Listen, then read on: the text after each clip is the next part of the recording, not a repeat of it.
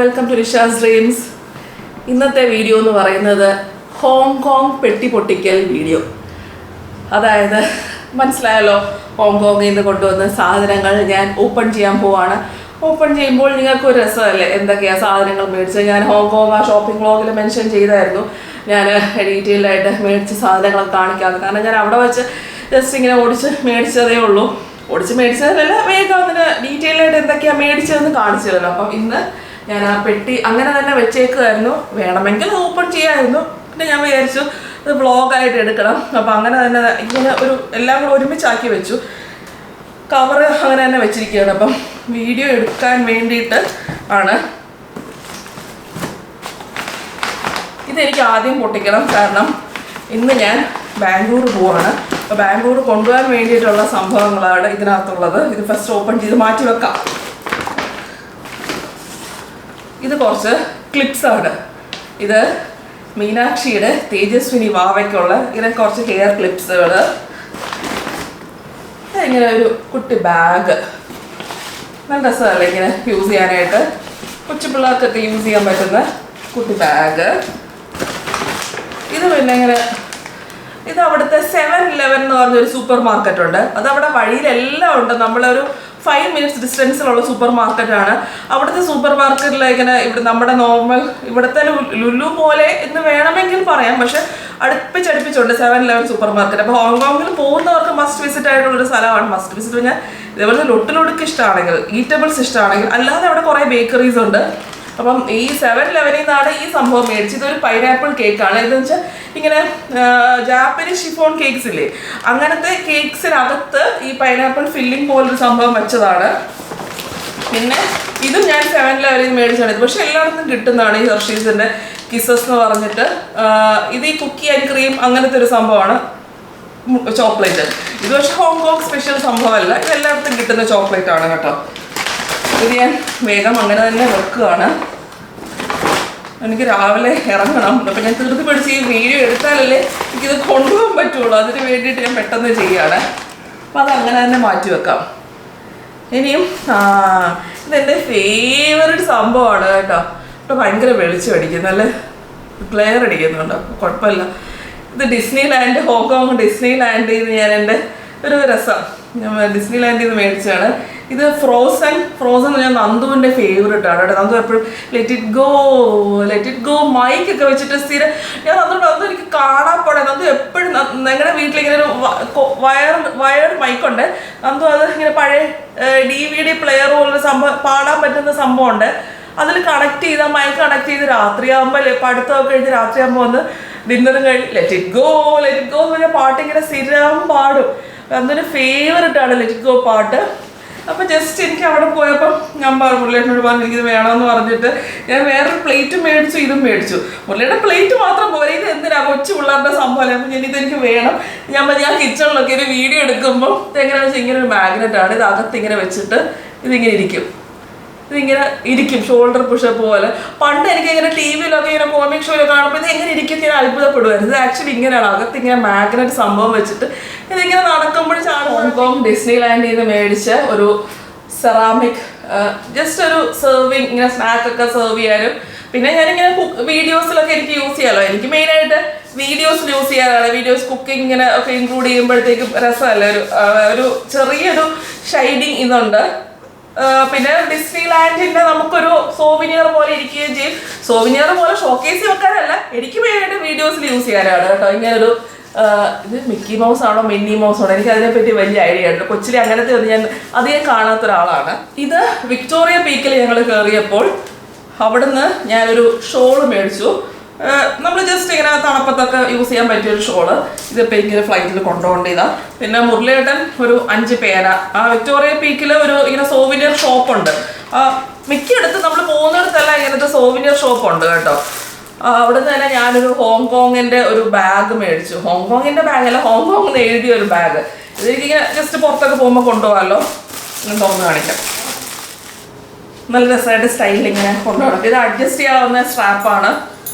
വെളിയിലൊക്കെ പോകുമ്പോഴത്തേക്കും യൂസ് ചെയ്യാൻ പറ്റിയ ഒരു ചെറിയ ബാഗ്. അത്യാവശ്യം വലിപ്പമുണ്ട്, സാധനങ്ങളൊക്കെ കയറും അങ്ങനത്തത്. അതവിടെ ഇരിക്കട്ടെ. നെക്സ്റ്റ് വൺ ഞാൻ ഇത് നമ്മൾ ഡിസ്നി ലാൻഡിൻ്റെ സാധനം തന്നെ. ഡിസ്നി ലാൻഡിൽ നിന്ന് ഇത് നല്ല ഭംഗിയാണ്. ഞാനത് കാണുന്നുണ്ടോ? ഞങ്ങൾ ഫോട്ടോ എടുപ്പിച്ച ഞാൻ, മുരളിയേട്ടൻ, രശ്മി, ഗിരിചേട്ടൻ 4 പേരും കൂടെ ഒരു ഫോട്ടോ ക്യാബിൻ.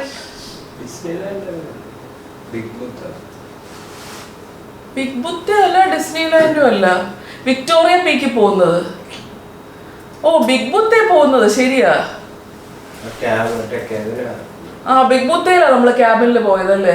ഓക്കെ, സോറി, മുരളിയേട്ടൻ പറഞ്ഞപ്പോൾ ഞാൻ ഓർത്തത് ബിഗ് ബുത്തയിലാണ് ഞങ്ങൾ ക്യാബിനിൽ പോയത്. കേബിൾ കാറിൽ, ക്യാബിനിലല്ല കേബിൾ കാറിൽ പോയത്. ബിഗ് ബുത്തേ ഉണ്ട് സൈഡിൽ, ബാക്കിൽ ബിഗ് ബുത്തയും കേബിൾ കാറും ബാക്കിലുണ്ട്. ഫ്രണ്ടിലത്തെ പടത്തിൽ ഞങ്ങൾ 4 പേരും, ബാക്കിൽ കണ്ടോ കേബിൾ കാറും ബിഗ് ബുത്തയും ബാക്കിൽ. നല്ല രസമല്ല ഇങ്ങനത്തെ ഫോട്ടോ? ഇങ്ങനെ ഫ്രെയിം, സാധാരണ ഫോട്ടോ എല്ലായിടത്തും ഫ്രെയിം ചെയ്തു, പക്ഷെ ഇങ്ങനെ ഒരു സാധനത്തിനകത്ത് ഫ്രെയിം ചെയ്ത് തന്നപ്പോഴത്തേക്ക് അത് ഭയങ്കര ഒരു ബ്യൂട്ടിഫുൾ സംഭവമായി. പിന്നെ ഞങ്ങൾ 2 പേര് 2 പീസ് മേടിച്ചു. ഇത് നല്ല രസമുള്ളൊരു സാധനമാണ്, മെമ്മറിക്ക് എപ്പോഴും വെക്കാനായിട്ട്. ഇത് കാണുമ്പോഴത്തേക്ക് നമ്മുടെ ആ ടൂറ് പോയ സംഭവം ഫുൾ ഓർമ്മ വരും. എനിക്ക് പോകുന്ന സ്ഥലത്തു നിന്നെല്ലാം സോവിനിയർ കളക്ട് ചെയ്യാൻ ഭയങ്കര ഇഷ്ടമാണ് കേട്ടോ. എല്ലായിടത്തു നിന്നും ഞാൻ ഫ്രിഡ്ജ് മാഗ്നറ്റും ഇങ്ങനത്തെ എന്തെങ്കിലും സോവിനിയേഴ്സാണ്, എയർപോർട്ടിൽ നിന്ന് എവിടെയെങ്കിലുമൊക്കെ സോവിനിയേഴ്സാണ് കളക്ട് ചെയ്യുന്നത്. അതേപോലെ ഹോങ്കോങ്ങിൻ്റെ ഒരു സോവിനിയറാണിത്.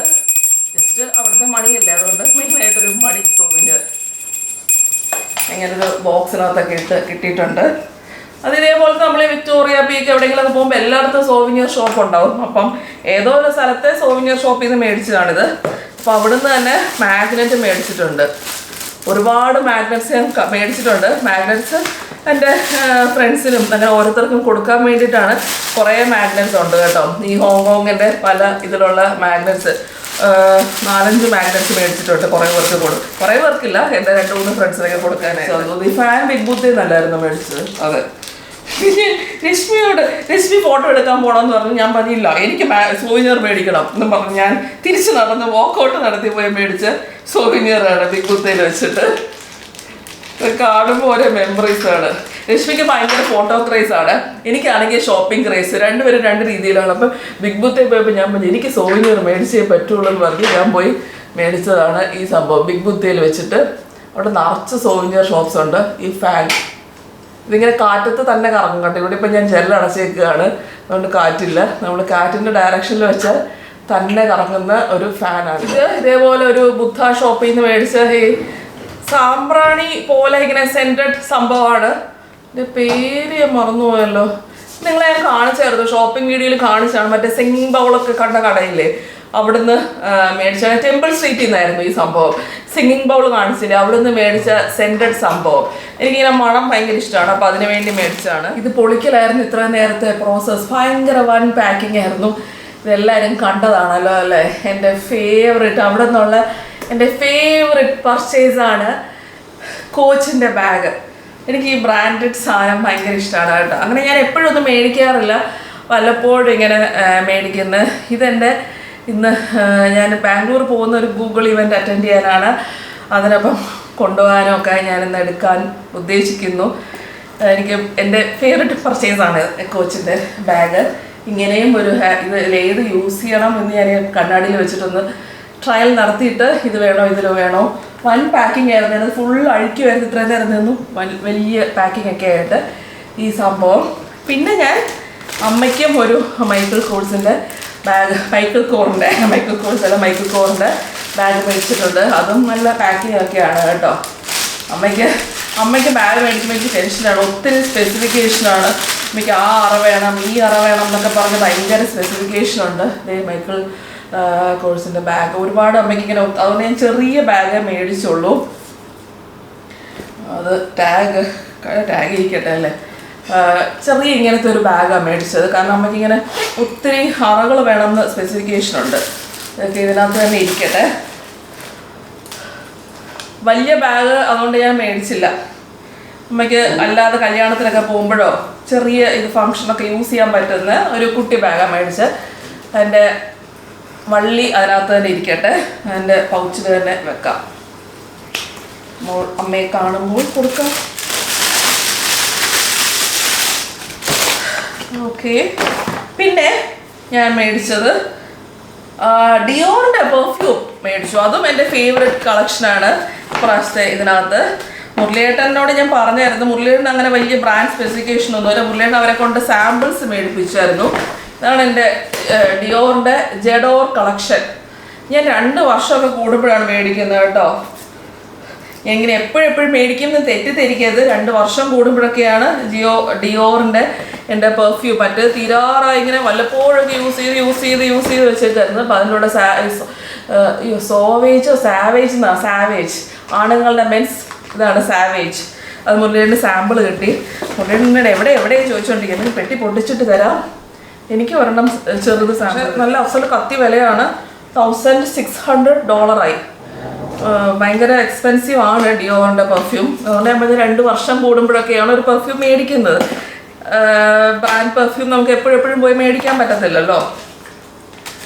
അങ്ങനെ ഇതൊക്കെയാണ് എൻ്റെ കളക്ഷൻ, ഷോപ്പിംഗ് കളക്ഷൻ. പിന്നെ ഒരു സംഭവം കൂടെ മേടിച്ചു, ഒരു മാല. ഇത് ഒറിജിനൽ ക്രിസ്റ്റൽ ആണെന്നാണ് അവർ പറയുന്നത്. ഒറിജിനൽ ക്രിസ്റ്റലും ഒറിജിനൽ എന്തോ വാട്ടർ പേൾ. ഇത് ഞാൻ ഇടുമ്പോൾ കാണിക്കാം കേട്ടോ, ക്ലിയർ ആയിട്ട്. ഇപ്പോൾ വെട്ടത്തിന് എന്തോ ഒരു പ്രശ്നമുണ്ട്, അതെനിക്ക് ശരിയാക്കാൻ ഇപ്പോൾ ടൈമില്ല, കാരണം എയർപോർട്ടിലോട്ട് ഇറങ്ങാറായി. ഇത് ഇടുമ്പോൾ കാണിക്കാം കേട്ടോ, ഈ അടുത്ത് തന്നെ ഇടുന്നതായിരിക്കും. ഒറിജിനൽ വാട്ടർ പേൾ എന്ന് പറഞ്ഞു, ഒറിജിനൽ ക്രിസ്റ്റൽ എന്നും പറഞ്ഞു. ഇതിന് എത്രയോ $260 എന്തോ ആയായിരുന്നു ഇതിന്.